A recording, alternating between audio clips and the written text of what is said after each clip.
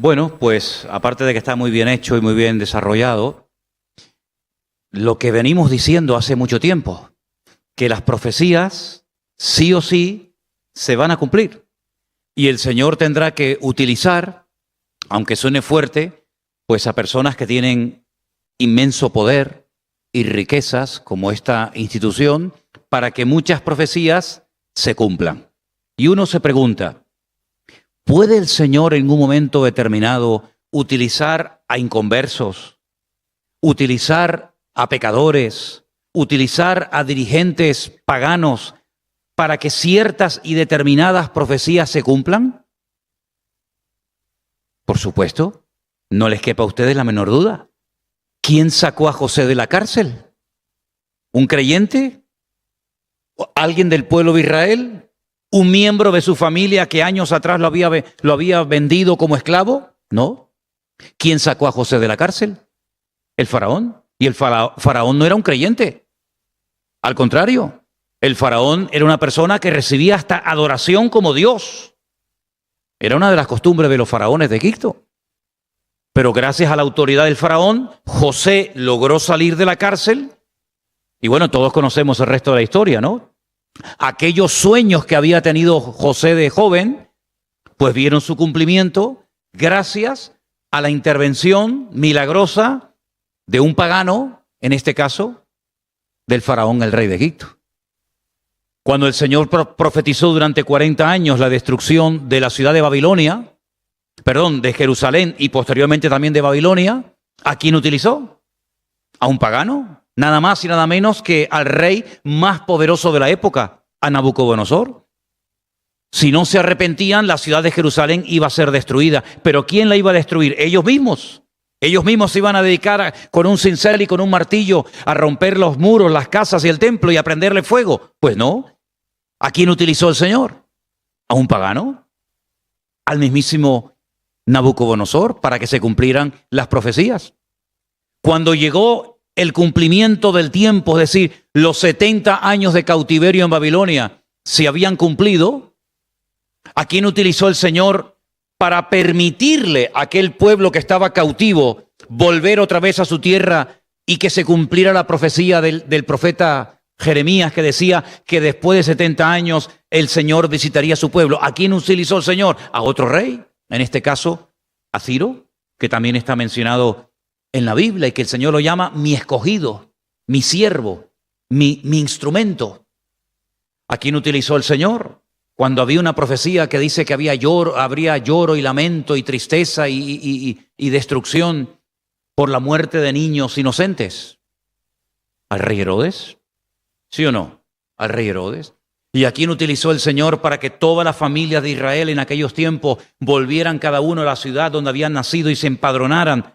Al César de Roma, el que promulgó un edicto para que todo el mundo volviera, ¿verdad? Es decir, vemos a lo largo y ancho de la historia que Dios ha utilizado muchísimas veces a gobernantes paganos terribles, ¿verdad?, para el cumplimiento de ciertas y determinadas profecías. ¿Creen ustedes que a estas alturas de la historia de la humanidad se va a levantar una mega estructura con un poder mundial que aún no existe para el cumplimiento de ciertas y determinadas profecías de la Biblia? Pues no, lo que va a utilizar es lo que hay.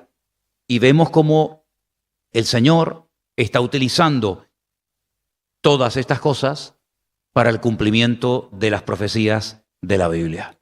Como dijo este hermano en el documental, esto no tiene que desanimarnos, sino al contrario. Hay gente que ante estas cosas se asusta, ¿no? Creyentes que tienen muy poca base y muy poca madurez en el Señor, se asustan, les entra miedo porque dicen, ay, pero es que al contrario, es que dice, erguid vuestras cabezas porque vuestra redención está cerca, porque el día de vuestra redención se acerca. ¿Quién nos iba a decir a nosotros que nosotros íbamos a estar viendo el cumplimiento de palabras proféticas que llevan 2000 años sin cumplirse? El libro del Apocalipsis se escribió en el siglo I y estamos en el siglo XXI. Han pasado más de 2000 años desde que estas profecías se escribieron. La bestia, el falso profeta, en fin, lo de la marca de la bestia, etcétera, y son cosas que están ahí, que se han leído y se han predicado y se han escrito libros y se han hecho películas, pero la realidad es que no las habíamos visto cumplidas a lo largo de la historia. Y mira tú por dónde nosotros estamos viendo que es tan fácil que se cumplan hoy en día profecías que cuando seguramente Juan las escribió, se habrá preguntado, ¿y cómo se va a cumplir? ¿Cómo se va a cumplir todo eso? Cuando leíamos o hemos leído muchas veces en el libro del Apocalipsis que 100 millones de soldados se van a unir y que van a ir juntos a pelear con un mismo propósito y objetivo y que van a llegar a un valle a las afueras de Israel que se llama el Valle de Jezreel o el Valle de Meguido. Pero si es que en la época de Juan no había 100 millones de habitantes en todo el planeta Tierra. Cuando él oye que van a ser 100 millones de soldados, me imagino que se habrá quedado con la boca abierta porque habrá pensado y habrá dicho, pero 100 millones, pero si no hay tantos millones en la Tierra, ¿y cuántos hay hoy en día, hermanos? Dice que hay ya 7.000 millones. Y según los cálculos, pues a 8.000 millones llegaremos en relativamente poco tiempo. Los siglos y siglos y siglos que se tardó en llegar a la famosa cifra de 1.000 millones y lo poco que se tarda hoy en día, ¿verdad?, para poder llegar a cifras aún mayores. Es decir, estamos viendo nosotros hoy en día cosas que muchos hermanos y muchos predicadores y muchas iglesias que leyeron estas profecías nunca las vieron cumplidas. Si nosotros en cierto sentido, a pesar de lo que tiene que venir y de lo que está sucediendo, somos en cierto sentido una generación privilegiada, ¿sí o no? Porque estamos viendo cosas que algunos hermanos las leyeron, las predicaron, murieron y no las vieron cumplidas.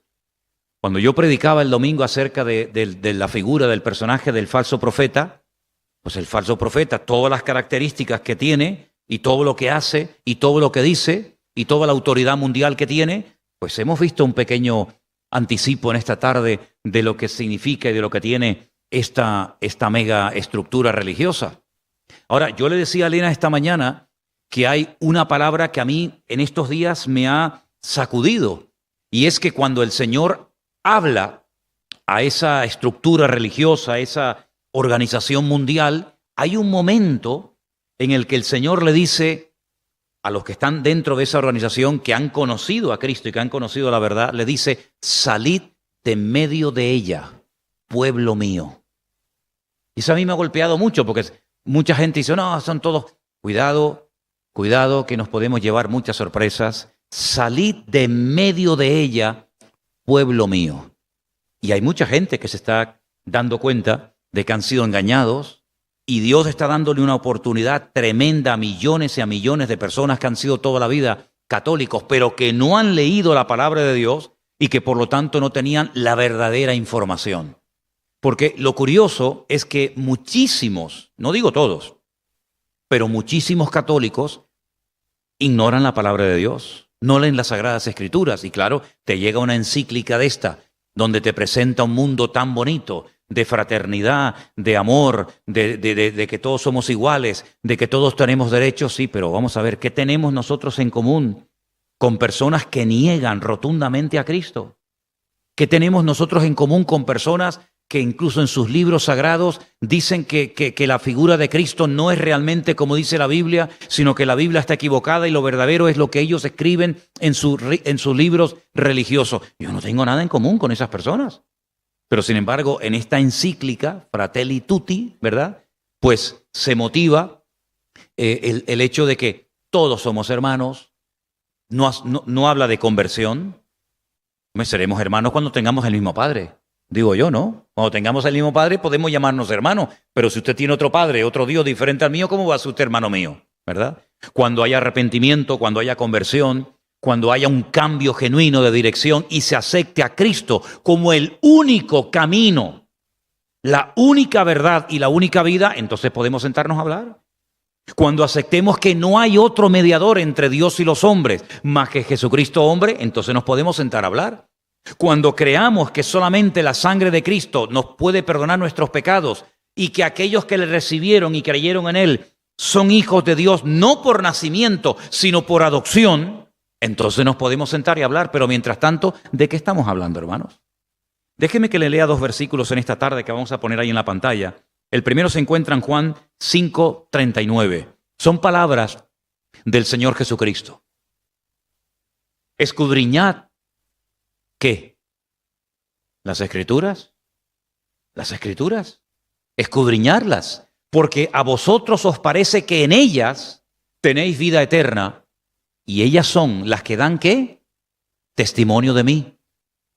Yo no he oído, y además que si la pueden conseguir, lo vais a comprobar, en ningún momento en esa encíclica que van a leer millones de cristianos, no se menciona el nombre, sobre todo nombre, de nuestro Señor Jesucristo, sino líderes de otras religiones que odian, aunque no lo digan tal vez abiertamente, en algunos casos sí, a los cristianos y al Evangelio. ¿Y por qué no se menciona al Señor Jesucristo? ¿Por qué se saca de contexto la famosa parábola del buen samaritano que le podemos dar, ¿verdad?, la interpretación personal que queramos y no la que realmente dice la palabra de Dios? Miren, todos, y hablo con propiedad porque lo he visto, y aparte un año fui a Israel y había pancartas gigantescas en todos los lugares santos cristianos de Israel porque era el 500 aniversario. Este Francisco de Asís, que si no recuerdo mal creo que era italiano, él era italiano y de hecho en la orden de los franciscanos la mayoría hablan italiano. Este hombre se jugó la vida. Este hombre fue un hombre valiente y atrevido porque fue a hablar nada más y nada menos que con el sultán de Jerusalén, con Saladino. Pero no para hacerse amigo de él.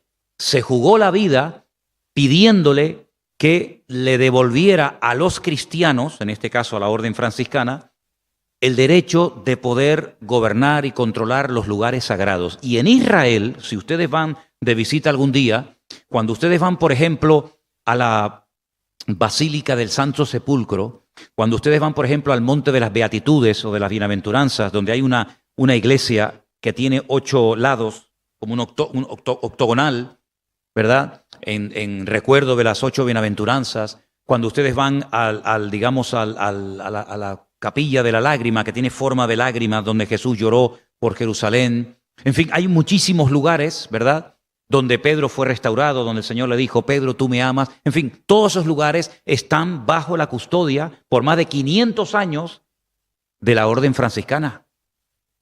Eso es lo que quería San Francisco de Asís, que eso no estuviera gobernado ni controlado por los musulmanes, sino por los cristianos. Y este hombre se jugó la vida y fue valiente, le echó un valor tremendo de ir nada más y nada menos. Y Saladino se quedó sorprendido del valor de ir a hablar con el que le podía cortar el cuello. Prueba de ello que aquello era muy normal, porque dentro del mundo del Islam el cortar la cabeza es como un juguete, ¿no?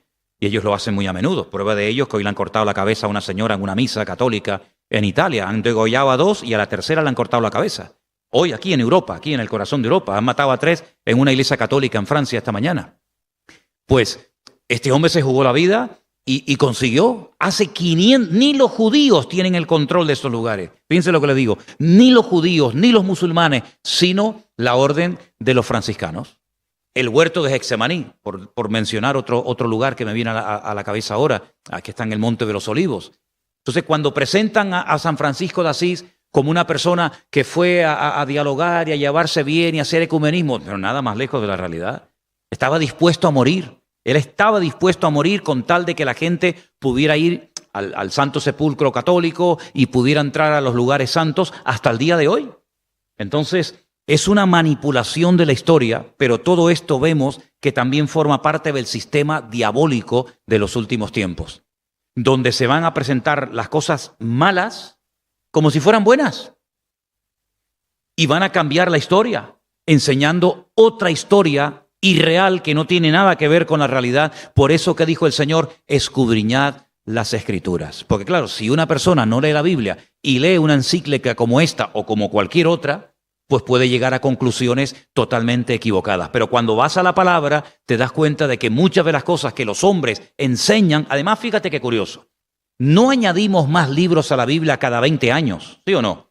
La Biblia que leemos hoy aquí en este púlpito se viene leyendo hace centenares de años. No hay que añadirle a la Biblia ni quitarle porque esto está caducado y ahora hay que añadir una cosa nueva.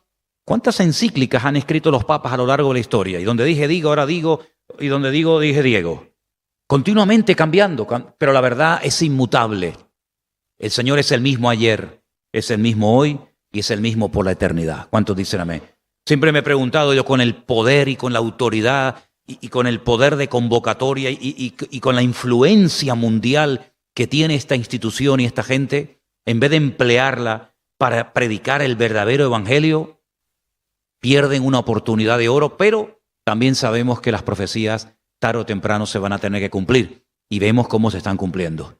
Hay otro versículo que también quiero leer, está en 2 de Timoteo, el verso 16 del capítulo 3. Toda la escritura, y la tenemos aquí, amén, es inspirada por Dios. Útil, ¿para qué? Para enseñar, para redarguir, para corregir, para instruir en justicia, a fin de que el hombre de Dios sea perfecto, sea completo, enteramente preparado para toda buena obra. Así que por una parte el Señor dice, escudriñen, lean, estudien, profundicen en las Escrituras, porque ellas son las que hablan de mí. Ellas son las que dan testimonio de mí. Y por otra parte, Pablo, en una de las cartas a Timoteo, dice que esa escritura que el Señor nos manda y nos ordena a estudiarla y a escudriñarla, es útil cuando queremos guía, cuando necesitamos enseñanza, cuando necesitamos corrección, cuando necesitamos palabra de ánimo. Ahí está todo. ¿Para qué? Para que no nos falte nada. No dependemos de nadie, ni de cleros, ni de curas, ni de pastores, ni de nada. Nosotros dependemos única y exclusivamente de nuestro Dios. Y todo esto hay que valorarlo, porque una cosa es que nos hayamos convertido, y creo que todos los que estamos aquí somos convertidos y hemos entendido el Evangelio, y otra cosa es que con el paso del tiempo, cada vez más nos estamos dando cuenta del privilegio que significa ser cristiano. Sabemos que cuando una persona acepta al Señor y le pide perdón por sus pecados son perdonados instantáneamente, su nombre es escrito en el libro de la vida, si muere pasa inmediatamente a la presencia del Señor. Bueno, pero vale, ya está. Eso se hace una vez y ya está. Y como testimonio de ese cambio interno en mi vida, pues está posteriormente el bautismo. Me bautizo, ¿por qué? Porque tengo claro que el Señor es mi Salvador, porque Él ha perdonado mis pecados, porque voy en serio, y entonces me bautizo, como diciendo, entierro mi antigua vida y vivo solamente para Cristo. Ya está, pero eso se hace una vez en la vida. Eso no hay que hacerlo toda la semana o cada cierto tiempo. Pero luego, a lo largo de la vida, nos vamos dando cuenta de dónde nos sacó el Señor. Y no se han preguntado ustedes nunca, yo sí por lo menos, qué privilegio de todos los millones y millones de habitantes que hay en el planeta Tierra, que tú hayas conocido a Cristo. Es un privilegio impresionante, porque si les soy sincero, yo sé que a lo mejor el testimonio de alguno de ustedes es diferente al mío, pero yo nunca busqué a Dios. Yo nunca busqué a Dios. Jamás me dirigí a Dios para nada, ni para pedirle nada. Pero puedo dar testimonio de que Él sí me buscó a mí. Y me encontró, gloria a Dios. Por lo tanto, el privilegio de saber de dónde me sacó el Señor. El privilegio de poder entender el Evangelio. Saben, hermanos, cuando uno lee la Biblia, uno encuentra personajes que sabían lo que iba a pasar.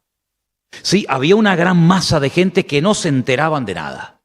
Había una multitud de personas que comían, bebían, se casaban, viajaban, y como que para ellos todos los días eran iguales. Pero, por ejemplo, pensemos en Noé.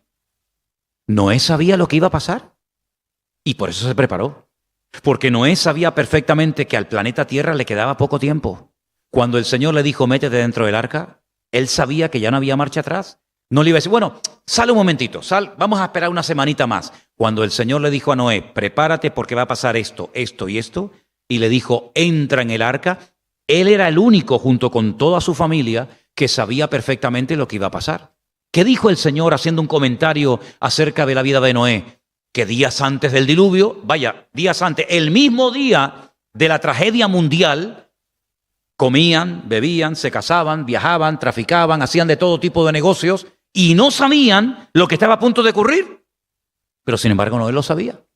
Noé sabía perfectamente que ese día, cuando él entró en el arca, al día siguiente el mundo cambiaría para siempre. De hecho, el mundo que se encontró Noé cuando salió del arca es completamente diferente al mundo que Noé dejó antes de entrar al arca. José sabía perfectamente los planes de Dios para su vida. Lo sabía desde jovencito. ¿Por qué no lo sabía Rubén? Tú le preguntabas a Rubén, a Benjamín, a Judá, a Zabulón, a los demás hermanos. Oye, una pregunta. ¿Tú qué vas a hacer el día de mañana en la vida? No sé. Pues no sé. Hacer esto, hacer aquello. Sin embargo, José sabía perfectamente lo que le iba a pasar. Y era un joven. 17, 18 años tenía. Pero él sabía que Dios contaba con él. Y que si él permanecía fiel al Señor, el Señor haría con él obras tremendas. ¿Lo hizo, sí o no? Por lo tanto, nosotros hoy en día que tenemos toda la Escritura, que no nos falta de nada, porque claro, yo lo dije en una ocasión, solamente se lo recuerdo, si nosotros en vez de ser miembros del Centro Evangélico Vida Nueva, aquí en Tenerife, hubiéramos sido, por ejemplo, miembros hace 2000 años de la iglesia de Corinto, nosotros tendríamos, lógicamente, todo el Antiguo Testamento, pero no en la mano. Cuidado, que eso no era así. Sino tenías que ir a un lugar, a la sinagoga, donde estaban los rollos de la Biblia, ¿verdad?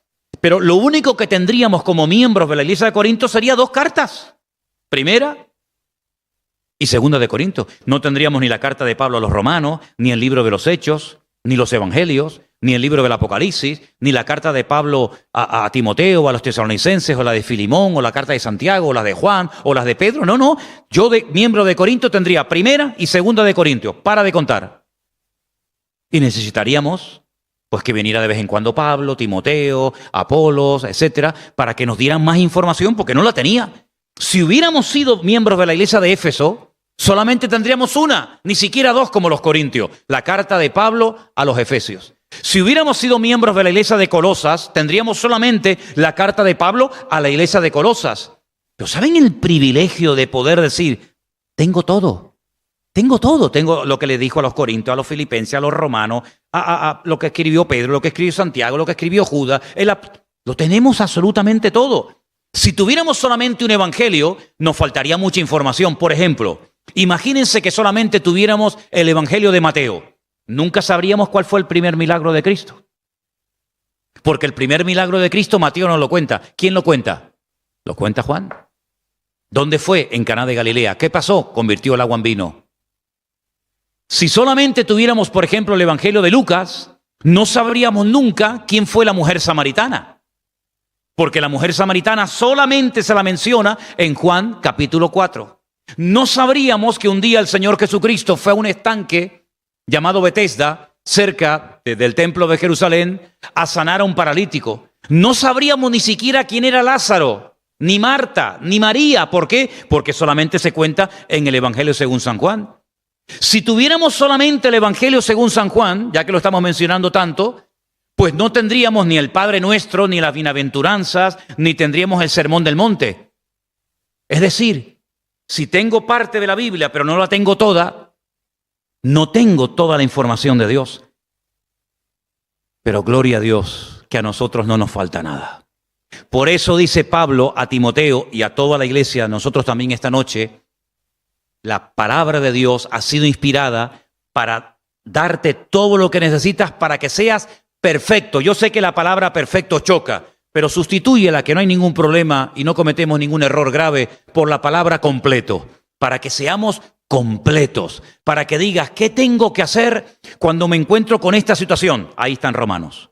¿Y qué tengo que hacer cuando me encuentro en otra circunstancia? Ahí lo tienes en Primera de Pedro. ¿Y qué tengo que hacer cuando me pasa tal cosa? Ahí lo tienes en Mateo. ¿Y qué tengo que hacer? Y ahí lo tienes en cualquier otro libro de la Biblia. Es decir, no hay excusa para decir, es que no sé qué hacer. No, sí sabes qué hacer. Y si no lo sabes es porque no has leído o porque no quieres ponerlo en práctica. Es decir, el privilegio que tenemos nosotros los cristianos hoy en día es realmente impresionante. Y les digo algo, Mateo se cumplió, Marcos se cumplió, Lucas se cumplió, Juan se cumplió, el libro de los Hechos se cumplió. Las cartas de Pablo fueron escritas en su momento para solucionar problemas particulares de las iglesias locales de la época y que nos ayudan también a nosotros. Pero hay un libro de toda la Biblia que no se ha cumplido. Y es el libro del Apocalipsis. Los discípulos dijeron, sí, yo sé que Jesús sanó en el paralítico de Betesda, yo estaba allí. Y yo sé que el Señor dijo, bienaventurados los de limpio corazón, porque ellos verán a Dios. Sí, yo lo vi, yo estaba allí. Y yo sé que un día entró a la casa de Jairo o a la hija de Jairo y le tocó y la levantó, porque éramos testigos. Y yo sé que el Señor estuvo en el monte de la transfiguración y habló con Moisés y Elías, porque yo estuve allí y yo vi la pesca milagrosa y lo vi caminando por encima del mar, pero ellos no vieron el libro del Apocalipsis cumplido. Por eso cuando el Señor le pregunta a Juan, le dice, oye Juan, ven para acá, mira esta multitud, enorme, inmensa, gigantesca, dice que nadie la podía contar, de todas las naciones, tribus, pueblos y lenguas. Y ahora viene la pregunta, Juan, ¿estos quiénes son?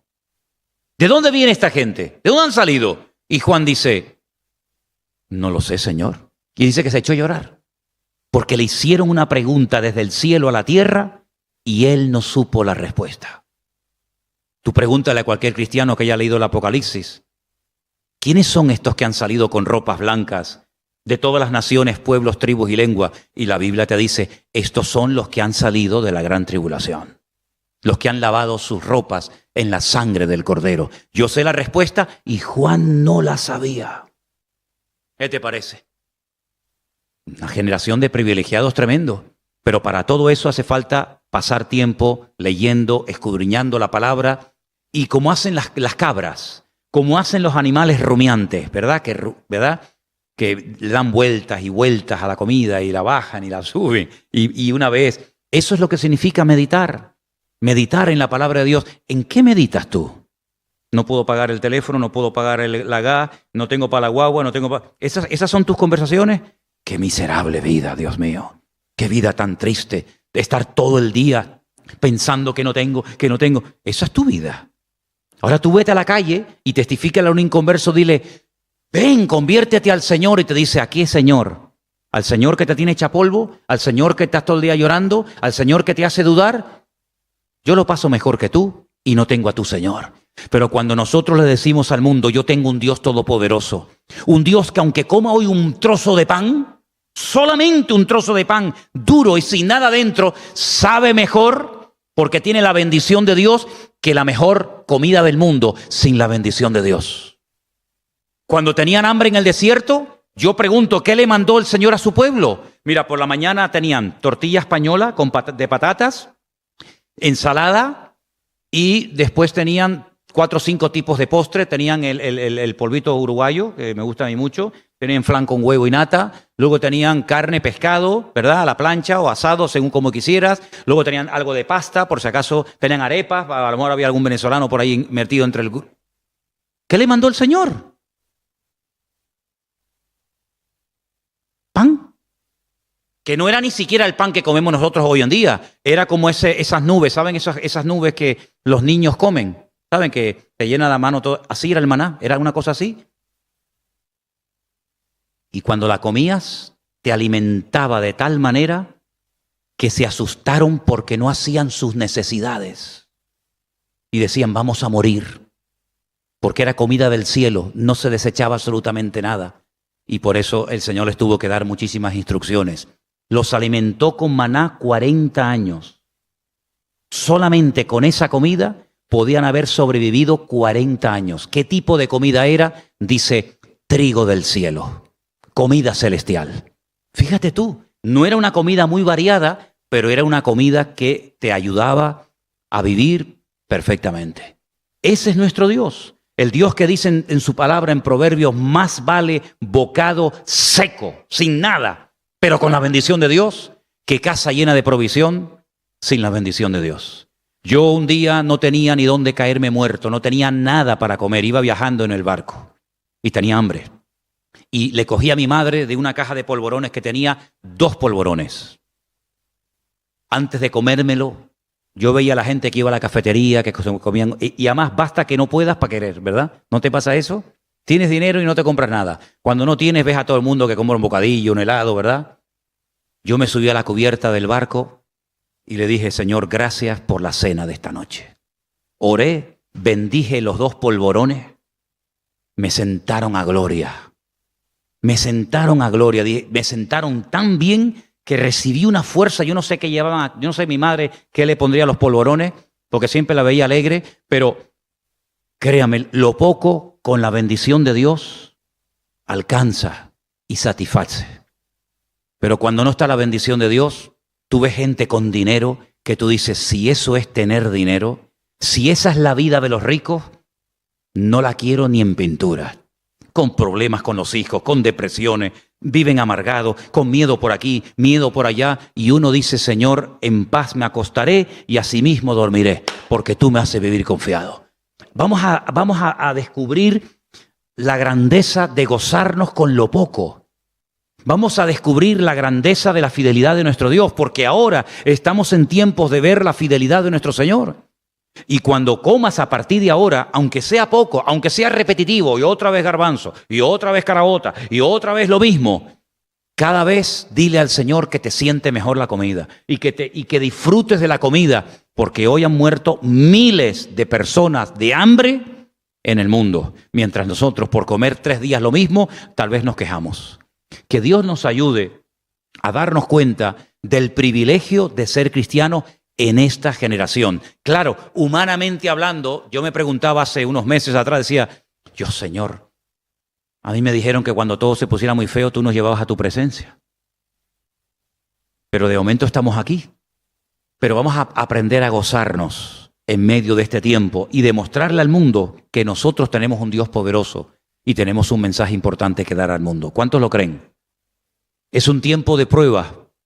Está saliendo a la luz mucho de lo bueno que llevamos dentro y también de lo malo, como lo dije el otro día, y termino ya.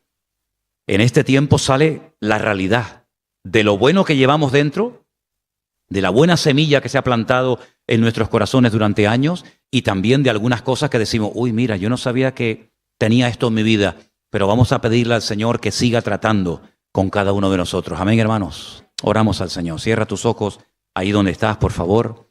Y vamos a pedirle al Señor en esta noche que nos guarde, que guarde nuestra boca, nuestra mente, que guarde nuestra vida de malas actitudes. ¿Se acuerdan el famoso cartelito que hicimos durante el confinamiento? Léelo de vez en cuando, pégatelo en la frente, cuélgatelo en el cuello. Prohibido quejarse. ¿Se acuerdan? Prohibido quejarse. Señor, gracias te damos porque tú eres bueno y nos has sacado de Babilonia, Señor. Has abierto nuestros ojos y hemos conocido la verdad, y esa verdad nos ha llenado y nos ha hecho libres. Señor, abre nuestra boca y danos fuerzas y renuévanos cada día para que nunca tengamos temor de abrir nuestras bocas, ya que el mundo no tiene temor, ni vergüenza, ni miedo a proclamar sus mentiras, que nosotros los cristianos también lo hagamos y que aprovechemos toda oportunidad que se nos presente para decir que el Señor Jesucristo es nuestro Dios. Gracias te damos, Señor. Guárdanos como hasta el día de hoy de todo peligro y de todo mal, en el nombre de tu amado Hijo Jesús. Amén y amén. Gloria al Señor. Nos ponemos de pie en esta noche, mis queridos hermanos. Vamos a levantar la ofrenda para la gloria y la honra de nuestro Dios. Nuestra hermana Rosa nos va a ayudar, y no sé si Raicé en alguna ocasión nos ha ayudado a levantar la ofrenda. No, bueno, pues hoy te vas a estrenar. Que el Señor les bendiga. Nos vemos el domingo. Recuerden, seguimos con las listas. Recuerden que a partir de las 10 de la mañana abrimos el grupo para que se vayan apuntando, los que quieran venir al culto el domingo. Que Dios les bendiga, mis queridos hermanos.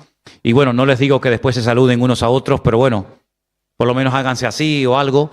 Guardemos siempre la distancia. Y por favor, hermanos, cuando terminen los cultos, sobre todo los jóvenes los sábados, Anderson, ayúdame en esto.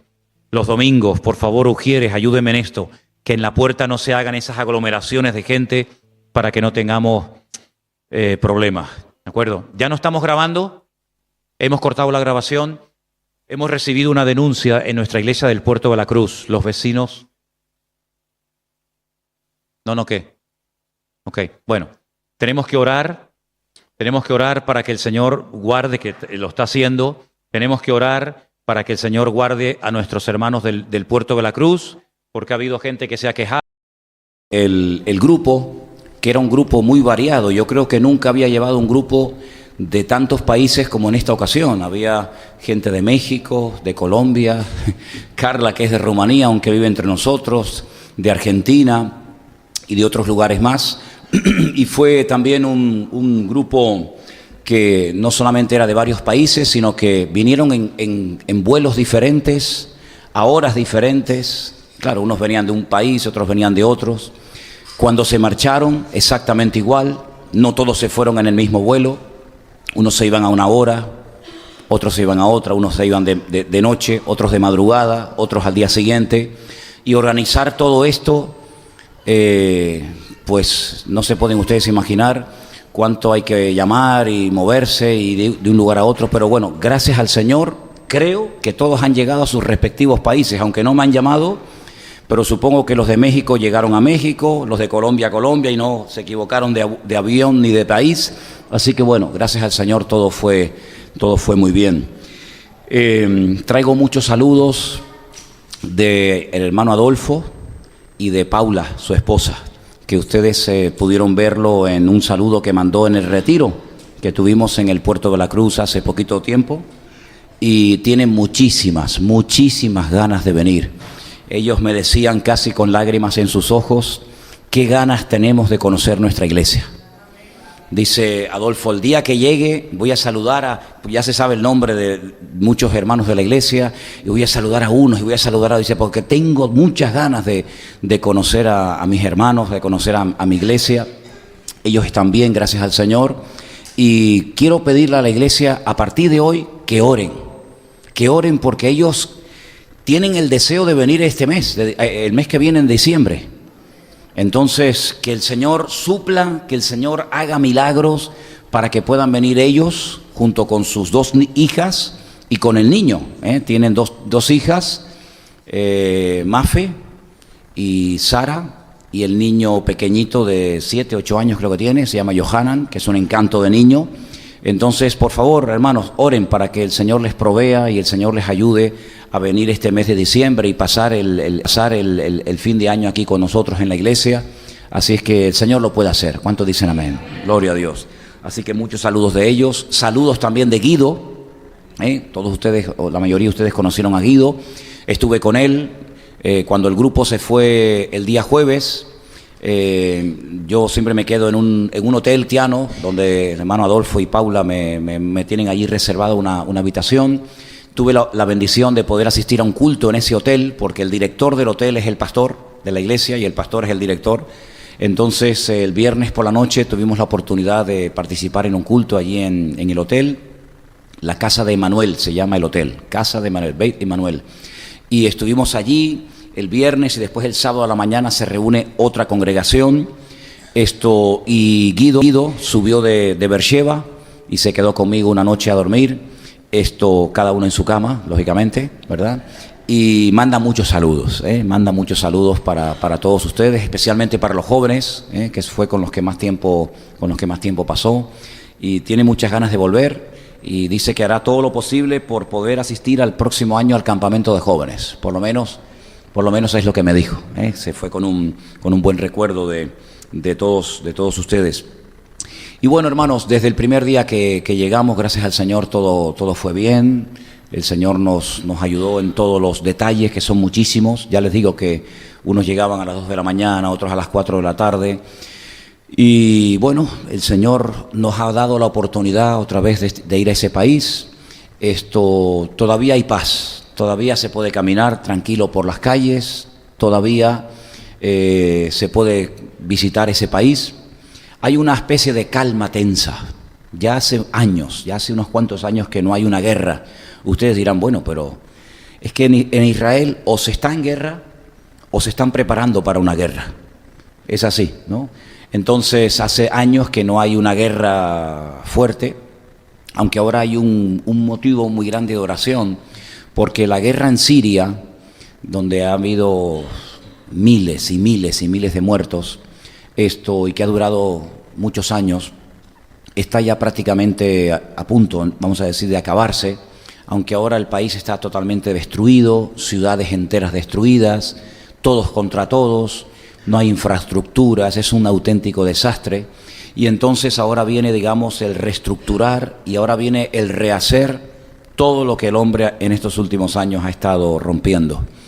Pero Rusia y también Irán estuvieron apoyando al presidente que sigue ahí en el cargo, y entonces se ha quedado muchísimo armamento, ¿sabes? Se han quedado bases militares con cientos de miles de misiles, y entonces hay una preocupación porque Irán ha dicho abiertamente, sin esconderse, sin ocultarse, que el objetivo que ellos tienen es atacar a Israel, pero esta vez ellos dicen, por lo menos es lo que ellos dicen, que no va a ser una guerra como otras que ha habido, que ha durado unas semanas, unos días o lo que sea, sino que esta va a ser ya la definitiva, y que el objetivo es no solamente atacar a Israel y dejarlo herido, tocado, sino arrasarlo y borrarlo para siempre de la faz de la tierra. Bueno, este espíritu, este deseo de destruir al pueblo de Israel no es nada nuevo. Ya muchos lo han intentado a lo largo de la historia, y dicho sea de paso, todos los que han intentado destruir al pueblo de Israel, al final terminaron siendo destruidos ellos. Ya Nabucodonosor lo intentó, ¿y qué quedó de su imperio? Nada. Y los medos persas también lo intentaron, ¿y qué quedó de ellos? Nada. Y de los griegos, y de los romanos, y de tantas y tantas naciones que han intentado pues destruir al pueblo de Israel. Y bueno, la realidad y la historia demuestra que al final los que fueron destruidos fueron ellos, y el pueblo de Israel pues sigue ahí, ¿no? Pero todavía abrigan los enemigos de Israel la esperanza de que en la próxima van a poder cumplir sus objetivos. Entonces hay una especie como de calma tensa. De hecho, tengo que decirles que cuando yo llegué el día jueves, esa noche, esa madrugada, después de mucho tiempo, me dijo Adolfo, dice, no le digas nada al grupo para que no se ponga nervioso. Aparte, la gente ni se enteró ni nada, sonaron las alarmas. En la ciudad de Tel Aviv sonaron las alarmas porque Israel atacó Siria, porque sabe que ahí hay un armamento tremendamente poderoso que le puede hacer mucho daño, y entonces atacaron Siria, y Siria mandó unos cuantos cohetes y tal, pero bueno, prácticamente la gente no se enteró, pero ellos a las 2:30, 3 de la madrugada, tuvieron que levantarse de la cama, salir corriendo y salir de la casa y refugiarse porque sonaron las alarmas en Tel Aviv. Es decir, que en ningún momento tenemos que caer en la trampa, en el error de pensar que bueno, de que ya todo se ha arreglado, de que ya no va a pasar nada, sino que el Señor Jesucristo en su palabra es muy claro, y nos dijo que en los últimos tiempos habría guerras y rumores de guerras, y nación contra nación y reino contra reino. Es decir, que esto es simplemente el anticipo de lo que nosotros sabemos que tarde o temprano se va a cumplir. Y la gran batalla, la gran y tremenda batalla de Armagedón, donde Gog, Magog y todas estas naciones que todos conocemos, aún no se ha llevado a cabo. Y en algún momento, ¿verdad? En algún momento tendría que cumplirse. Así que sigamos orando por nuestros hermanos, sigamos orando por las iglesias, por nuestros hermanos en Cristo allí, para que el Señor los proteja, para que el Señor les ayude, y que, como dice la Biblia, que haya paz en Jerusalén. Amén, hermanos. Y una de las cosas que quisiera compartir con ustedes, Guido está en una escuela bíblica en la ciudad de Natania, y yo ya conocía de esta escuela bíblica. Es una escuela bíblica que los cursos los ofrece en ruso, en inglés y en hebreo. Y yo ya había oído algo de esto, pero me informé bien y traje el material, y quisiera en esta tarde llevarles a un salmo. Yo le pedí a Cordy que si ella tenía posibilidad de leernos este versículo en alemán. No sé si, Cordy, ¿dónde andas? Allá. ¿Tienes el Salmo 22, por favor? El Salmo 22, el versículo concretamente 16. Me gustaría saber qué dice la última parte del versículo. Tú léelo en alemán y dinos al final qué dice. A ver, es el Salmo 22, versículo 16.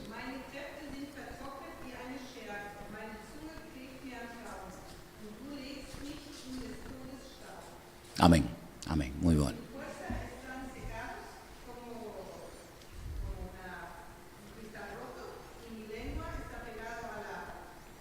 No, entonces, no, tú has leído el 15. Ok, sí, yo sé que en algunas Biblias no coinciden los versículos. Lee el siguiente. Sí, eso.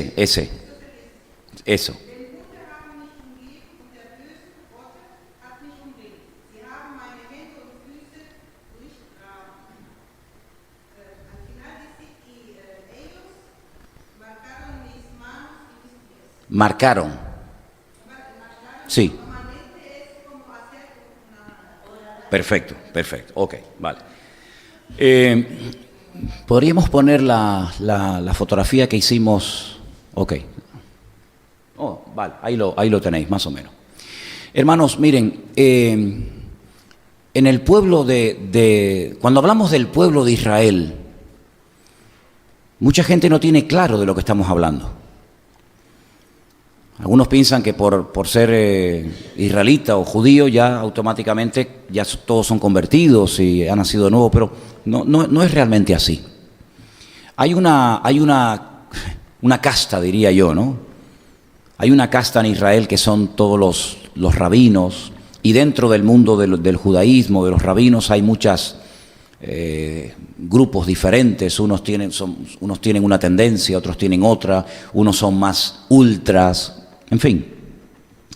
Durante mucho tiempo, estamos hablando de muchos siglos, más de 1000 años, las traducciones del versículo 16 del Salmo 22, ¿sí? Cuando llegamos al texto donde dice en español, porque perros me han rodeado, me han cercado cuadrilla de malignos, y en la Biblia ustedes dice, horadaron mis pies, o mis manos y mis pies, ¿dice así en tu Biblia? Ok. Cuando tú llegas a los textos que durante siglos en el pueblo de Israel se han leído, curiosamente cuando llega a la palabra horadaron, porque el Salmo 22 es un salmo mesiánico. Ustedes quiero que lo lean después tranquilamente en casa y van a comprobar que es un salmo que hace muchísimas referencias al Señor Jesucristo, ¿vale? Hay muchos tipos de salmos.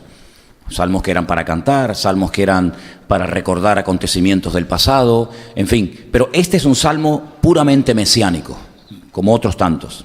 Y cuando llega a la parte horadaron mis manos y mis pies, durante muchísimos siglos, se leía como dice arriba, la palabra de arriba, la que está ahí arriba, ahí dice, bueno, los que han estado en las clases de hebreo, no sé si lo saben leer, Ka'ari, Ka'ari, arriba dice Ka'ari.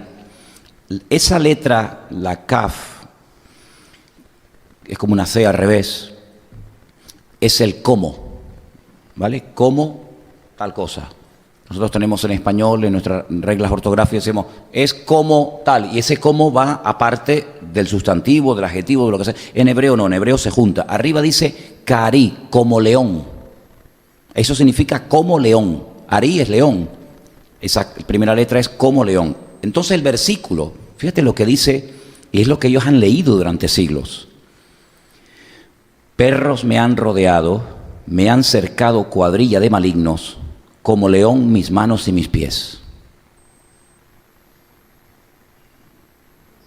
No pega, exactamente, ¿verdad?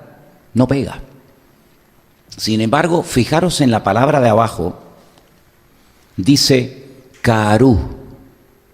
Si os dais cuenta la diferencia entre la palabra de arriba y la palabra de abajo, está fundamentalmente en la última letra. En la última letra. Ustedes se dan cuenta que en la palabra de arriba hay como especie de una comilla, pero le falta el palo, el palito vertical le falta, como que lo borraron y se quedó esa parte arriba, y entonces abajo dice Ka'aru. Déjenme que les lea otro versículo para que ustedes vean lo que significa Ka'aru. Ese está en el Éxodo 21:33. Libro de Éxodo, capítulo 21, versículo 33, dice, si alguno abriere un pozo o cavare cisterna y no la cubriere y cayere allí buey o asno. Lo que quiero destacar es que habla de abrir, de cavar un pozo, una cisterna, es decir, hacer un agujero. Eso es Ka'aru. Como decía Cordy, ¿no? Decías la palabra. Ok. Como es un salmo mesiánico y al único que a lo largo de la historia que tenía relación con el pueblo de Israel, que le horadaron, que le perforaron, que le taladraron, le traspasaron las manos y los pies. ¿A quién fue? Al Mesías, al Señor Jesucristo. Los masoretas, que son los que le pusieron esos puntitos y esas rayitas que son las vocales, lo que hicieron fue borraron ese palito y le dejaron esa comilla arriba, y entonces ya cambió totalmente el significado de la palabra. Ahora dice como león, que no tiene nada que ver, pero realmente el texto dice carú. Ay, amigo, horadaron, perforaron mis manos y mis pies. ¿Cuándo se descubrió esto? Porque claro, durante muchísimo tiempo los judíos en sus Biblias, en su libro de Salmos, tenían la palabra de arriba, como león.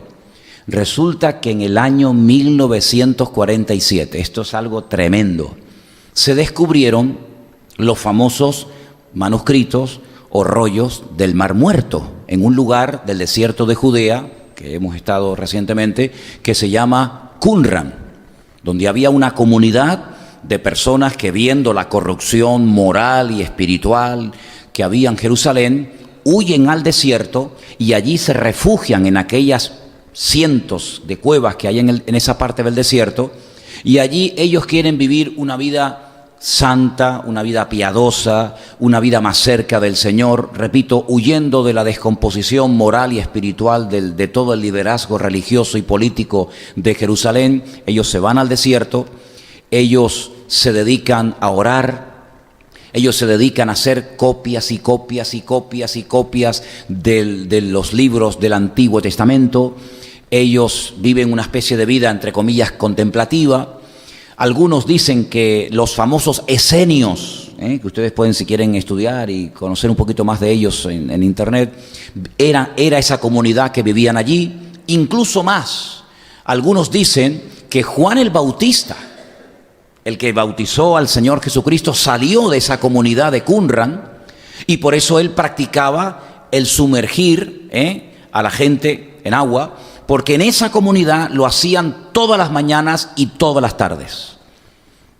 De hecho, se pueden ver. Cuando vas a las ruinas de Qumran, ves una escalerita, hay muchos, ¿no? Ves una escalerita que era para bajar y otra que era para subir. Entonces se sumergían en el mikvé, una especie de piscinita, para purificarse de sus inmundicias, de sus impurezas, de sus pecados, y entonces lo practicaban como algo normal en esa comunidad. Y si Juan el Bautista salió de esa comunidad de Qumran, pues cuando él predica la palabra, preparando el terreno para el Mesías, pues él lo que hace es ofrecerle a la gente lo mismo que ya hacían en la comunidad, bautizarlos, sumergirlos en agua como señal de arrepentimiento, ¿vale? Como señal de que estaban realmente queriendo volver al Señor en un genuino arrepentimiento y en un deseo de dejar todo el pecado y la vida pecaminosa y agradar a Dios. ¿Se dan cuenta?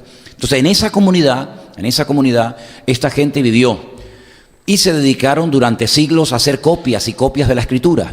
Ay, amigo, resulta que yo tengo las fotografías originales, esto simplemente yo lo he hecho a mano para que ustedes lo puedan ver, pero un libro que se descubrió, que se encontró entero, en un estado de conservación extraordinario, fue, por ejemplo, el libro de Isaías y otros muchos libros, prácticamente todo el Antiguo Testamento, aparte de otras cosas. Bueno, pues una de las cosas que se descubrió en esos manuscritos, que podríamos decir con toda seguridad que fue el descubrimiento del siglo, porque todas las copias que se hacían de la Biblia se hacían de manuscritos más modernos. Pero estos manuscritos que se descubrieron en Qumran son del año 150 años antes de Cristo. Son los manuscritos más antiguos, los más antiguos. Y claro, en aquellos tiempos no había el problema que después, con el paso del tiempo, algunos rabinos tuvieron a la hora de aceptar el hecho de que Jesús era el verdadero Mesías y no era un impostor.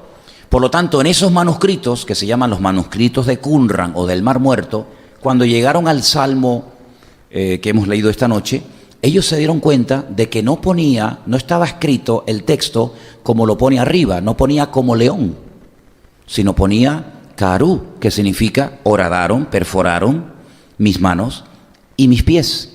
Y todo esto ha creado una polémica, porque en esta escuela bíblica, donde está nuestro hermano Guido asistiendo y preparándose para servir al Señor y para poder evangelizar a la gente de allí, de Israel, con la Biblia y con las Sagradas Escrituras, los deja realmente con la boca abierta, porque se dan cuenta de que hubo una especie de manipulación, una especie de tratar de ocultar una realidad para que la gente no aceptara a Cristo como el verdadero Mesías. Entonces ellos han hecho y están haciendo cada día vídeos con todos estos descubrimientos y otros más, y se van por las calles de Israel, sobre todo por la ciudad de Jerusalén, y con estas escrituras evangelizan a la gente.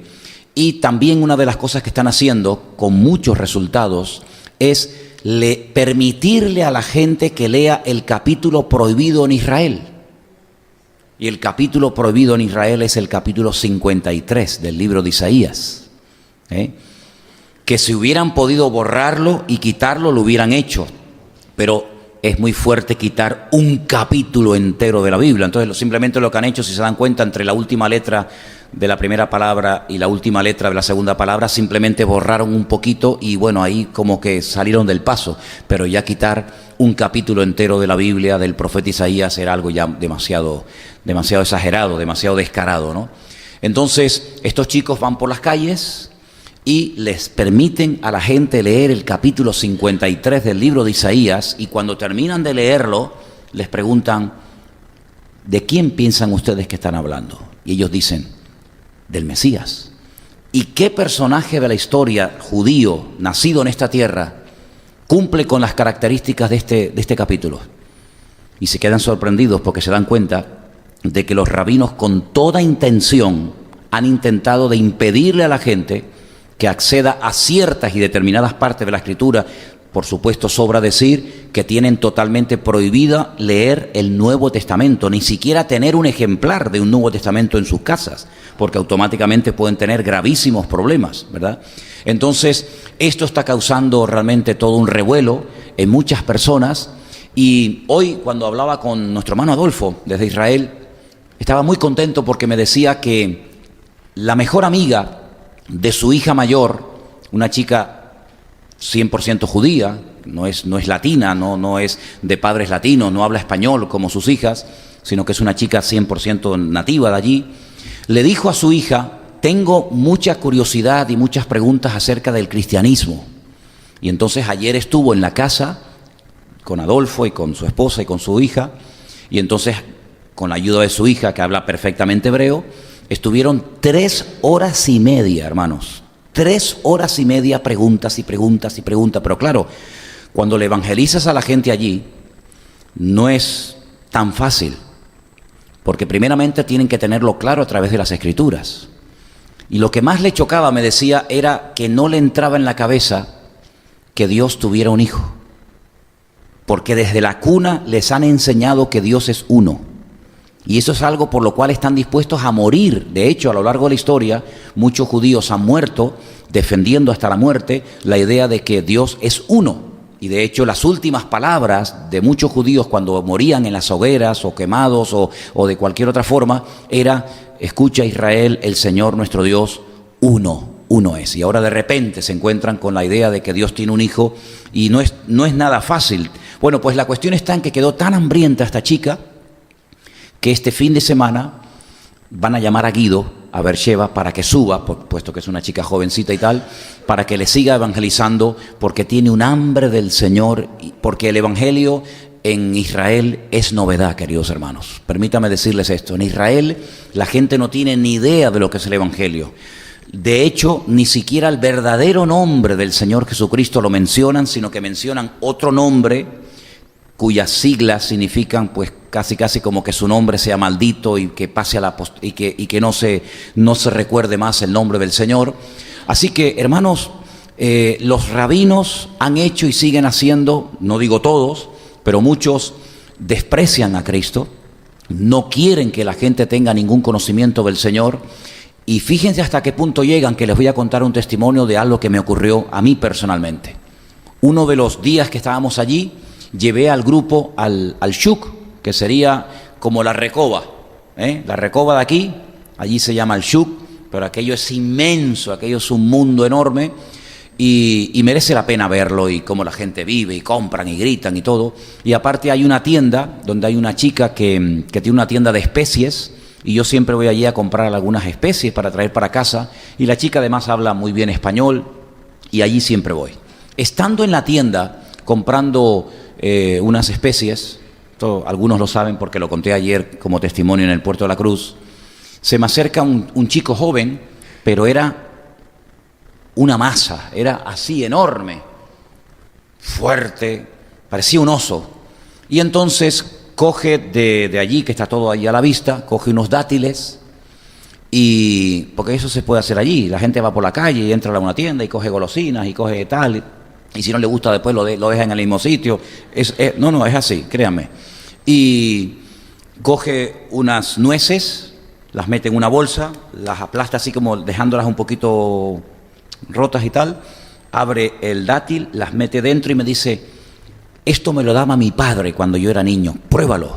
Y está riquísimo, La parte de los dátiles de Israel son una delicia y encima con nueces dentro, eso increíble, una energía tremenda. Entonces, bueno, yo me iba a un sitio y él venía detrás mío y me voy a otro sitio y él no se me iba. Yo digo, a ver si este va a ser, ¿no? Pues también tuve experiencia de eso también en Tel Aviv. Experiencias, a veces, vamos a ver. Y hay un momento cuando ya estoy pagando y ya me voy a ir, que me dice, ¿tú tienes algo de parte de Dios que decirme a mí? Y le dije, ¿cómo? Dice, es que yo hace 4 años. Yo le dije, ¿cuánto? Pensé que había dicho 4, no, es 4 años. Yo hace 4 años tuve un sueño contigo. Digo, ¿conmigo? ¿Y qué viste? Dice, te vi exactamente igual como estás ahora, así vestido, y oí una voz que me dijo, tiene algo que decirte de parte mía. Digo, bueno, esto son ya palabras mayores, esto ya pasa de dátiles y de nueces. Vamos a sentarnos, vamos a hablar, nos sentamos en una mesa que había allá afuera. Y comienza este muchacho a decirme, no me acuerdo de su nombre porque tiene un nombre rarísimo, me lo repitió varias veces y no, la verdad es que sinceramente no me acuerdo. Pero tengo su cara grabada aquí y la conversación también. Y me dijo, mi íntimo amigo que se llama Pedro, tú sabes qué significa piedra, me dice, digo, sí, es así, es cristiano. Y él todos los días me habla de Cristo y de Dios y de tal, y la Biblia. Y un día fui a la iglesia. Y cuando entré a la iglesia, y el pastor me mandó a pasar adelante, puso las manos sobre mí y caí al suelo. Y como que se asustó, no entendía por qué le pasaba eso. Volvió una segunda vez al culto, y nada más entrar por la puerta de la iglesia, cayó al suelo, pero en esta ocasión se le paró el corazón. Dice, caí muerto. Tuvieron que llamar a la ambulancia, vino a buscarlo a la iglesia y se lo llevaron. Y estuvo muerto. Se asustó tanto que se fue a hablar con un rabino, porque él no es practicante, pero su familia son rabinos muy conocidos en Israel. Y dice, y sin pedir cita ni nada, el rabino me atendió, un rabino muy importante, y le conté la experiencia. Y el rabino me dijo que nunca más se me ocurriera entrar a una iglesia, que nunca más volviera a pronunciar el nombre de Yeshua, porque la próxima vez que entre a una iglesia o mencione su nombre, caeré muerto. Y estaba aterrorizado este chico, estaba muerto de miedo. Y todo el tiempo me decía, no lo menciones.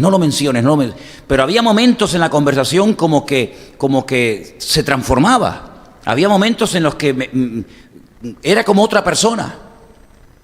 Y entonces me le quedé mirando la cara y le digo, mira, porque a todo esto me dijo que como él necesitaba de algo en su vida, de ayuda, y el rabino le dice que no vaya, y tiene una lucha tremenda, dice que un día a gritos, hermano, dice, yo puse las manos así, y clamando con toda mi alma le dije a Dios, Dios mío, háblame. Tengo mi alma rota, estoy destrozado, se metió en drogas, se metió en todo tipo de vicios habidos y por haber. Y le clamó al Señor, Dios mío, háblame, mándame a alguien, dime, ¿qué tengo que hacer con mi vida? Y entonces yo le dije, pues yo soy la respuesta a tu oración. Y se quedó así. Y me dice, ¿seguro? Digo, totalmente seguro. Tú clamaste a Dios y el Señor me ha traído a mí de miles de kilómetros de donde yo vivo y me ha traído aquí para decirte a ti, y le di mi testimonio, hablé con él. Bueno, estuvimos más de 1 hora y pico allí sentados en aquella mesa, allí hablando. Y yo no sé lo que va a pasar con este chico. Yo oré por él. Hay un momento en el que lo tuve que reprender, tomar autoridad en el nombre de Jesús, atarlo, porque le dije, lo que tienes ahora mismo, porque comenzó a decirme una serie de cosas, y era el diablo hablando a través de su boca, ¿sabes? Y le digo, lo que tú tienes son demonios. No tenía ni idea de lo que era eso. Porque del mundo espiritual, de Torá sabrá mucho, pero del mundo espiritual no tienen ni papa. Y le digo, ahora en el nombre de Jesús toma autoridad sobre esos demonios y te digo que te calles. Y se quedó el tipo que ni se movía, la mandíbula como que se le salía para afuera, una cosa tremenda. Fue una lucha, yo decía, como se manifieste aquí en plena calle, puede pasar cualquier cosa, porque la gente no entiende. Les cuento esto para que vean el poder tan grande que tiene el nombre de Cristo, pero para que vean ustedes lo difícil que los rabinos le ponen a la gente en Israel, que vayan a congregaciones, que lean el Nuevo Testamento, y eso que Jesús era de ellos, era judío, el Nuevo Testamento está prácticamente en un contexto totalmente judío, israelita, pero yo quiero que oremos porque se están rompiendo muchas barreras, muchísimas barreras. Hay un barrio entero que se llama el barrio de Mea Shearim, donde viven miles de judíos ortodoxos, los hasídicos, los más ultra de todos. Y este año, y ya desde hace algún tiempo, pero ya este año ya es el definitivo, todos los jóvenes tienen que ir al servicio militar. Los jóvenes, los chicos, 3 años, y las mujeres, 2 años y 8 meses, algo así. Dicen que entre el 40 y el 60% de los jóvenes que están en esa vida, de verdad que es una atadura terrible, nunca más vuelven otra vez a esa vida religiosa. Y entonces empiezan una búsqueda, y muchos se dedican a viajar por el mundo, porque hay un vacío tan grande que la religión, ninguna religión puede llenar, sino solamente el Señor. Entonces es un momento tremendo el que se está viviendo ahora mismo en Israel, porque hay un deseo de conocer, hay un deseo de aprender, hay un deseo de decir, bueno, pero ¿quién era esta gente? ¿Quién eran los cristianos? ¿Quién era Jesucristo? Porque todo lo que les han dicho y enseñado es totalmente al revés de lo que dice la palabra del Señor. Entonces, hermanos, la gente se te acerca, te pregunta, quieren saber lo que tú crees, quieren saber quién era realmente Jesucristo, quieren saber por qué vino, cómo murió, por qué no murió, por qué esto, por qué aquello. Entonces yo quiero que ustedes tengan siempre en sus oraciones presentes a los hermanos que están allí trabajando y sirviendo al Señor. El deseo y el sueño, por ejemplo, de Guido es prepararse, aprender bien las Escrituras, dominar bien los textos de la Biblia, conocer bien la jerga de la Biblia, porque el hebreo que se habla en la calle no tiene nada que ver con el hebreo de la Biblia. Y entonces dice, yo, hombre, me defiendo en el hebreo, pero el hebreo de la Biblia es otro mundo, y ese es el que él quiere aprender y prepararse para poder salir y evangelizar a ese lugar que, aunque uno diga, bueno, es Israel, está por evangelizar. Hay mucha ignorancia, hay mucho desconocimiento, pero hay un factor muy bueno, y es la curiosidad. Factor que en Europa no hay una curiosidad por el evangelio, la gente no se preocupa, una indiferencia, le cuenta tu testimonio y, bueno, si a ti te va bien. No hay ese deseo de decir, bueno, ¿y cómo fue? ¿Y cómo no fue? ¿Y dónde estás? ¿Y dónde vas? En Israel sí lo hay. Entonces, que el Señor ponga su mano y le dé sabiduría a todos los que viven allí, y que cada vez que el Señor nos dé la oportunidad de poder viajar, que el Señor nos ponga, porque yo cuando salgo por las calles le digo, Señor, úsame, Señor, que se me acerque la gente, que me pregunte, y te puedo asegurar que no ha habido ni un solo viaje donde la gente no se me acerca a preguntarme cosas del Señor. Se han abierto puertas. Te lo digo sinceramente, para mí me resulta hoy por hoy más fácil evangelizar allí que muchas veces aquí, donde ni te escuchan, ni tienen interés, e encima hasta una indiferencia total y absoluta. En Israel no hay indiferencia, hay ignorancia, que es diferente, pero hay una curiosidad sana por conocer cosas del Señor, y que el Señor levante y mande personas realmente preparadas y con carga, porque evangelizar allí tienes que conocer bien las Escrituras. Y lamentablemente una de las cosas que yo hablaba con nuestro hermano Adolfo, y decíamos lo siguiente: mira, la mayoría de los creyentes hoy por hoy no han leído nunca la Biblia completa, me refiero. Y esa es la pura realidad. Yo no sé, pregúntate a ti mismo si tú este año te leíste la Biblia. Algunos dirán, sí, yo me la leí. Bueno, yo me alegro, gloria a Dios. Pero la inmensa mayoría, yo he conocido muy pocos cristianos, créame hermano, y sé lo que digo. Yo he conocido muy pocos cristianos que después de años, se han leído la Biblia completa.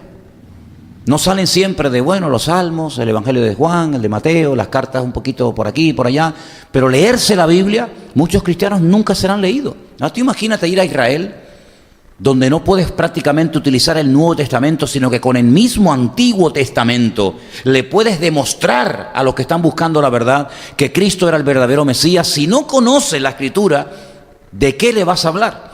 Entonces se respetan las Escrituras, ¿sabes? Eso es una gran ventaja.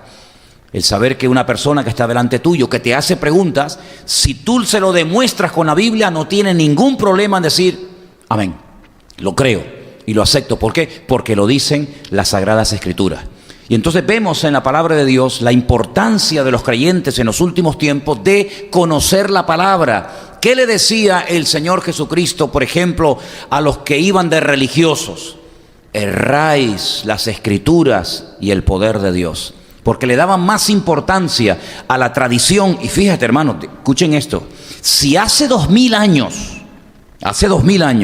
el Señor Jesucristo le dijo a los fariseos, que siguen existiendo y viviendo todavía allí, ustedes por vuestras tradiciones han anulado las Escrituras. Imagínense 2000 años después, hoy en día hay más leyendas y más tradiciones y más libros que anulan la palabra de Dios que hace 2000 años. Si hace 2000 años era muy difícil evangelizar a un rabino debido a la cantidad de tradiciones y de costumbres que tenían, imagínense 2000 años más tarde, cuando tienen enciclopedias, como ustedes saben perfectamente, de cantidades de libros, llamado el famoso Talmud, donde cada vez que están buscando una respuesta, recurren al libro, recurren al Talmud, que no tiene nada que ver muchas veces con la palabra de Dios, ¿verdad?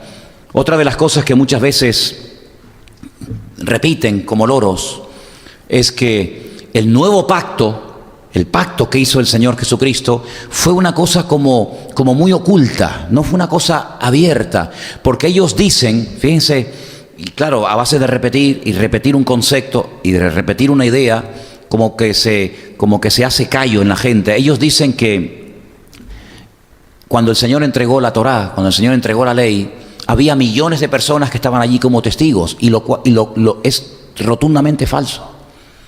Yo quiero que ustedes solamente recuerden esto, hermanos, como argumento, por si algún día te encuentras con una persona que dice esto.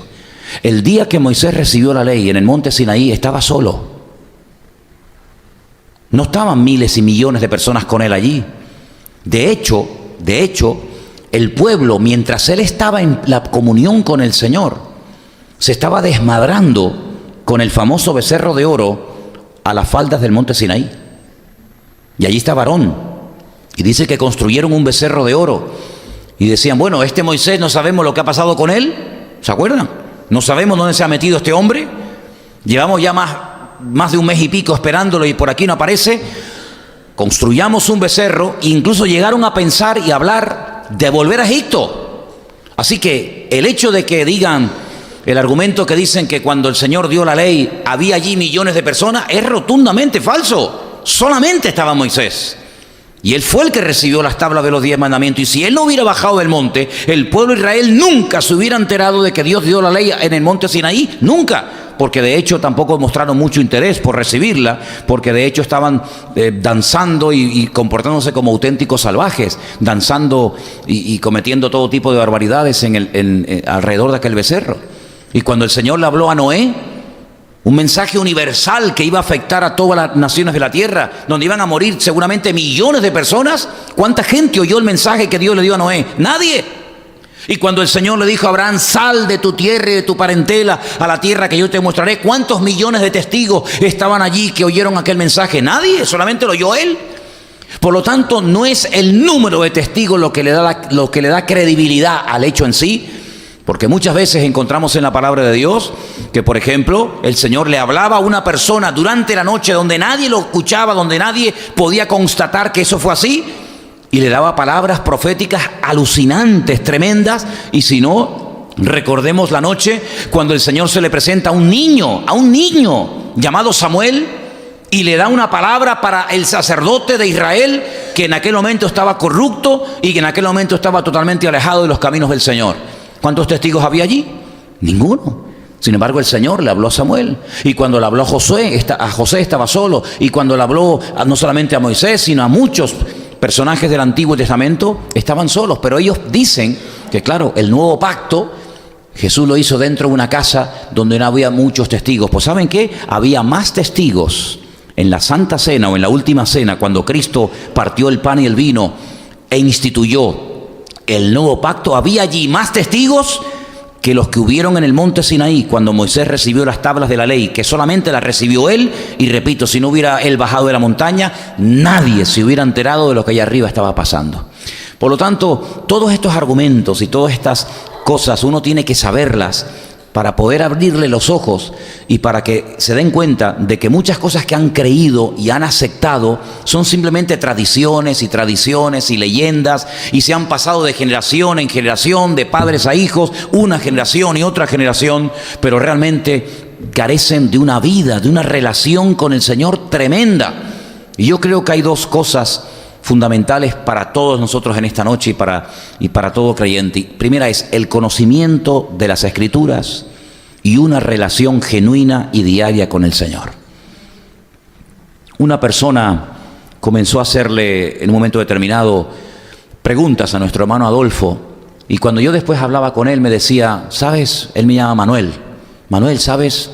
Yo creo que si muchos creyentes hoy en día leyeran más la Biblia, conocieran más al Señor a través de su palabra y tuvieran más relación y comunión con Él, muchos problemas y dudas y follones que se montan no los tendrían. Y es que, queridos hermanos, cuando vamos a la palabra de Dios, nos encontramos que Dios nos ha dado un regalo maravilloso, y es todo lo que Dios habló, todo lo que Dios dijo. ¿Cuántas veces yo he dicho desde este mismo púlpito? Les recuerdo, si nosotros hubiéramos vivido hace 2000 años, haz este esfuerzo, por favor. Dígame una ciudad de las que menciona la Biblia, del Nuevo Testamento. Una de las que menciona la Biblia, por favor. Venga, la primera que se te venga a la cabeza. Pero bueno, a lo mejor hice mal la pregunta. De las ciudades que Pablo o Pedro o tal les escribe una carta, venga.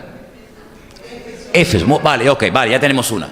Imagínate que tú, en vez de ser miembro de la Iglesia Vida Nueva de Santa Cruz de Tenerife, fueras miembro de la Iglesia Vida Nueva de la ciudad de Éfeso. ¿Estamos de acuerdo? No había, pero bueno, vamos a poner un ejemplo, ¿no? Bien. Y de repente recibes una carta. La iglesia recibe una carta. Ahora, cuando yo te mando un mensaje de WhatsApp o lo que sea, ¿tú lees una parte o lees todo lo que tú recibes? Todo. Esa costumbre no la tenemos nosotros con la Biblia. Es decir, tú le mandas un WhatsApp a un hermano, a un amigo, a quien sea, y tú lees todo. Hola, ¿qué tal? ¿Cómo estás? No sé qué, y no sé cuándo, y lo lees todo. ¿Por qué la Biblia no la leemos toda? Imagínate. Reciben una carta, hermanos, hemos recibido una carta del pastor de la iglesia, que ahora mismo no está con nosotros, pero hemos recibido una carta. La carta de los Efesios. Ustedes la han leído, tiene solamente 6 capítulos, es muy bonita, pero tiene solamente 6 capítulos. Si tú fueras miembro de la iglesia de Éfeso, solamente tendríamos en el archivador o en un cajón, donde sea, en la iglesia, la carta de Pablo a nosotros, a la iglesia de Éfeso. Claro, tendríamos todo el Antiguo Testamento, pero no así, sino tendríamos que ir a una sinagoga y si vivieras en Corinto, ¿tendrías la carta de los Efesios en el archivador de la iglesia? No, tendría 1 de Corintios y 2 de Corintios. Y si fueras miembro de la iglesia de Tesalónica, tendrías las cartas que Pablo te mandó a ti. Es decir, que hasta muchos siglos después, hasta que se terminó de escribir todo el Nuevo Testamento, miles, millones de hermanos nuestros no tuvieron nunca todo el Nuevo Testamento en la mano. Los efesios tuvieron su carta, los tesalonicenses tuvieron la suya, los colosenses tuvieron la suya, Filemón tenía la suya, Timoteo tenía la suya, Tito tenía la suya, pero nosotros las tenemos todos, todas. Entonces sabemos cuando surge un problema de la índole que sea, la respuesta no la tengo en Corintios. Pero mira, en Tesalonicenses hay un versículo buenísimo para solucionar este problema en la iglesia. Y allí vamos. Y cuando surge cualquier otra necesidad o pregunta o duda o lo que sea, ¿dónde podemos ir? Hoy hay un versículo en Romanos tremendo. Porque tenemos todo el consejo de Dios. No hay excusa. Tenemos absolutamente todo. Claro, cuando Pablo le escribía a la iglesia de Corinto, ¿qué es lo que intentaba Pablo con la carta? Solucionar los problemas de la iglesia local de Corinto. Y cuando Pablo le escribía a los hermanos de Colosas, ¿qué problema solucionaba? Pues los problemas que había en la iglesia local de Colosas. Pero los problemas de esta iglesia eran diferentes a los de aquella. Y las necesidades de esta congregación eran diferentes a las necesidades de la otra congregación. Pero es que 2000 años después, donde ya no recibimos cartas de nadie, pues lo que tenemos que hacer es tener todas en la mano, que las tenemos aquí en este libro, en la Biblia, amén. Y cualquier circunstancia que surja, tenemos la respuesta. Porque alguien podría decir, pero bueno, los problemas que ocurrían en los tiempos de la Biblia, por ejemplo, en la iglesia de Corinto, después de 2000 años, ya hoy en día no se dan. O los problemas que surgían en la iglesia de los filipenses, ya hoy en día no ocurren esas cosas. No, señor. Porque cuando Pablo le decía, por ejemplo, a aquellas dos hermanas, ¿se acuerdan? Con aquellos nombres tan raros, tan feos, ruego a Evodia y a Síntique que sean de un mismo sentir. Hoy en día no tenemos en la iglesia hermanas que se llamen Evodia y Síntique, pero podemos tener a hermanas con otro nombre que en un momento determinado habrá que decirle, hermanas, únanse, perdónense, ámense, reconcílense, ¿sí o no? ¿Y no hay problemas de inmoralidad hoy en día en las iglesias? Y no hay problemas de divisiones, y no hay problemas de celos, y no hay problemas de abusos de autoridad, y no hay problemas de falsos dones o de falsas profecías o falsos maestros. Claro, entonces, hermanos, gloria al Señor, tenemos un privilegio tremendo que durante muchas generaciones nuestros hermanos no tuvieron, y es tener todo el Nuevo Testamento completo, todo el Antiguo Testamento completo, y con 66 libros, que es lo que tiene la Biblia, unos más grandes, unos más cortos. Con 66 libros tienes todas las respuestas que tú necesitas para lo económico, para lo familiar, para cualquier área y dificultad de tu vida. Todo. No puedes decir, me falta algo. No nos falta nada. Tenemos todo el consejo de Dios. Y además tenemos algo tremendamente poderoso, que todos los del Antiguo Testamento nunca tuvieron. Y a pesar de que no lo tuvieron, vivieron en victoria. ¿Cuánto más nosotros? Y es del poder del nombre, sobre todo nombre de Cristo Jesús, el Señor Jesucristo nuestro Dios. ¿Cuántos dicen amén? Luego, esta generación, bueno, ya hace unas cuantas, hasta la nuestra, no tiene excusas. No tiene excusas.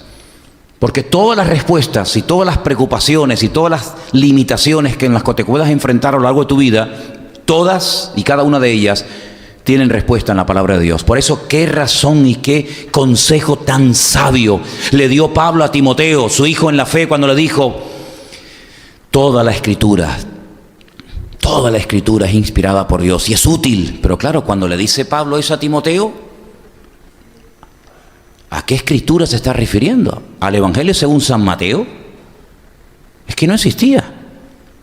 ¿A Primera de Corintios? ¿A la Biblia Apocalipsis? No. Si ya le está diciendo Pablo a Timoteo de pastor a pastor, toda la escritura es útil para corregir, para redarguir, para convencer, para instruir, a fin de que el hombre de Dios sea perfecto, enteramente preparado, y le están haciendo referencia a lo que era el Antiguo Testamento, cuánto más a nosotros hoy en día, que tenemos mucho más información y mucho más revelación que simplemente lo que podríamos leer en el Antiguo Testamento, sino que tenemos la base y tenemos el edificio sobre el cual se ha construido todo el ministerio de nuestro Señor Jesucristo, toda la revelación de Dios. Y ahora, queridos hermanos, no tenemos ninguna excusa para no poder vivir una vida cristiana victoriosa. ¿Cuántos dicen amén? Entonces, hermano, ante todo esto, yo solamente lo que quiero decir en esta noche para concluir, leamos la Biblia, hermanos, por favor. Lean la Biblia, lean la palabra. No sean vagos en cuanto a la lectura de la palabra del Señor, léanla, memorícenla.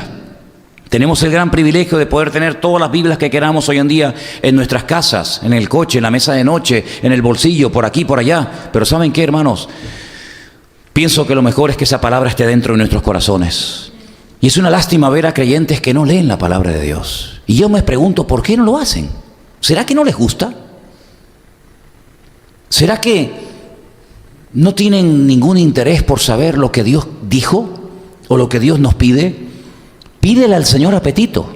Si no tienes apetito, si no tienes hambre, pídele al Señor que sane esa enfermedad, porque no es normal que un creyente no lea la palabra del Señor cada día de su vida. Puse en el Facebook, algunos lo han visto, ese niño pequeñito que se sabe el Salmo 121 de memoria. ¿Lo habéis visto? Yo pensé al principio, cuando me lo enseñó Elena, que era un niño, un sueco, un finlandés, un extranjero, y yo dije, bueno, un niño simpático que está balbuceando palabras, pero cuando presté atención, digo, no, espérate, es que está diciendo el renacuajo está diciendo el Salmo 121 de memoria. Es alucinante. Yo no sé si lo pudiéramos poner o qué, pero un niño pequeñito que se sabe el Salmo 121 de memoria. ¿Y qué edad puede tener ese niño? 2 años. Pero independientemente de la gracia que pueda hacer, es un ejemplo. Ver cómo esos padres a ese niño pequeñito le han enseñado un salmo entero. Bueno, cuando ese niño tenga 15 años, ¿cuántos salmos, cuántos versículos de la Biblia?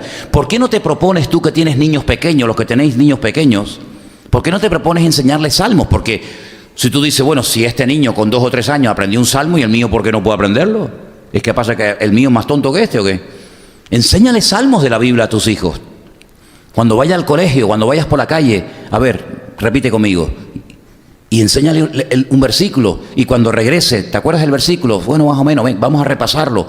Cuando te acuestes, cuando se acuesten por la noche, amemos la palabra del Señor, porque amar la palabra es amar a Dios. Y amar a Dios implica amar su palabra. ¿Cuántos dicen amén? Vamos a orar, hermanos. Cierra ahí tus ojos donde estás. Vamos a pedirle al Señor que nos dé amor por su palabra. Gracias a Dios que tenemos además la ayuda tremenda del Espíritu Santo de Dios. Que dijo el Señor Jesucristo, rogaré al Padre para que os envíe al Consolador, para que esté con vosotros para siempre, porque Él tomará de lo mío y os lo hará saber, y os recordará lo que yo les enseñé, y me glorificará a mí, y os guiará a la verdad, y no hablará por su propia cuenta. Así que, queridos hermanos, pídele al Señor hambre por la palabra, como el niño recién nacido busca la leche de su madre. Desead como niños recién nacido la leche espiritual no adulterada, para que por ella podáis crecer y conocer al Señor, y no vivir en temores, no vivir en complejos, no vivir de una forma limitada, sino vivir de una forma victoriosa y bendecida en el Señor. Aleluya, bendito sea tu nombre, Señor. Gracias por este regalo tremendo y precioso de tu bendita palabra. Señor, queremos enamorarnos de tu palabra, amarla, leerla, escudriñarla, vivirla, compartirla. Señor, y también tu palabra nos muestra el camino para tener una relación contigo diaria y permanente, Señor. Sabemos que con tu palabra y con una relación viva y fresca cada día contigo, nuestra vida nunca, Señor, será una vida carente de bendición o de la presencia del Señor. No caeremos jamás, dice tu palabra, si estas cosas abundan en nosotros. Y queremos abundar, queremos crecer, queremos madurar. Y por eso te pedimos, Señor, que tú pongas un deseo tremendo en nuestros corazones por amar tu palabra y sobre todo por darla a conocer a aquellos que todavía nunca han tenido el privilegio de conocer la palabra de Dios. Gracias, Padre, por este regalo y ponemos todo en tus manos y te pedimos que nos sigas ayudando y dirigiendo en todo lo que hagamos para ti, en el bendito nombre de tu amado Hijo Jesús. Amén.